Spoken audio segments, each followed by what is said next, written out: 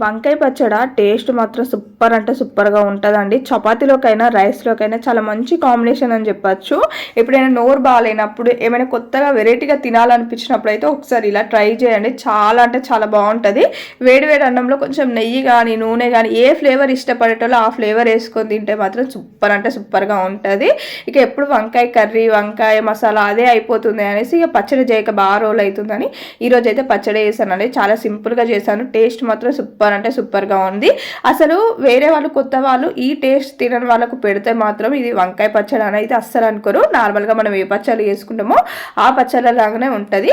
First అయితే ఒక పావు కిలో వంకాయలు తీసుకొని కట్ చేసుకొని అయితే పక్కకైతే పెట్టేసుకోండి. తర్వాత కడాయి తీసుకొని ఆయిల్ వేసుకొని మీకు కారం ఎంత తింటారో అంత పచ్చిమిర్చి అయితే వేసుకొని కొన్ని పల్లీలు ఎల్లిపాయ వేసుకొని అయితే మంచిగా ఫ్రై చేసుకొని ఫ్రై అయిపోయాక ఎంత కొత్తిమీర ఉంటే అంత కొత్తిమీర వేసుకొని వంకాయ కొత్తిమీర పచ్చడి అనేది చాలా బాగుంటుంది. కొత్తిమీర అయితే నేనైతే బాగానే వేసుకున్నాను. ఒక 2-3 టైమ్స్ ఇసుక అనేది లేకుండా కడిగేసుకొని కొత్తిమీర అయితే వేసుకొని కొత్తిమీర కొంచెం ఫ్రై అయిపోయాక ఒక చిన్న సైజ్ అంతా చింతపండు వేసుకోండి. ఏ పచ్చళ్ళకైనా మెయిన్ చింతపండే కదా.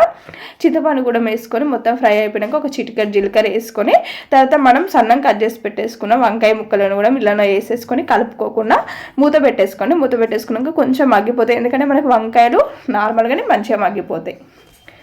చూసారా, మూత పెట్టేసుకున్నాక వంకాయలు అనేది అయితే మగ్గిపోయినాయి. ఒకసారి కిందికి మీదికి అయితే కలిపేసుకోండి. కొంచెం కడాయి అనేది మందం ఉండే కడాయి పెట్టేసుకొని కొంచెం పల్చగా ఉంది. ఇక మగ్గిపోయాక మిక్సీ జార్లోకి వేసుకొని సరిపడా అయితే ఉప్పు వేసుకోండి. మనం ఎల్లిపాయ జీలకర్ర ఫస్ట్ వేసుకున్నాం కాబట్టి అవసరం లేదు. కొంచెం బరకగా పట్టేసుకొని తర్వాత తాలింపు పెట్టేసుకోండి. ఎల్లిపాయ జీలకర్ర ఇవన్నీ ఏవి ఉంటే అవన్నీ వేసుకొని అయితే తాలింపు పెట్టేసుకోండి.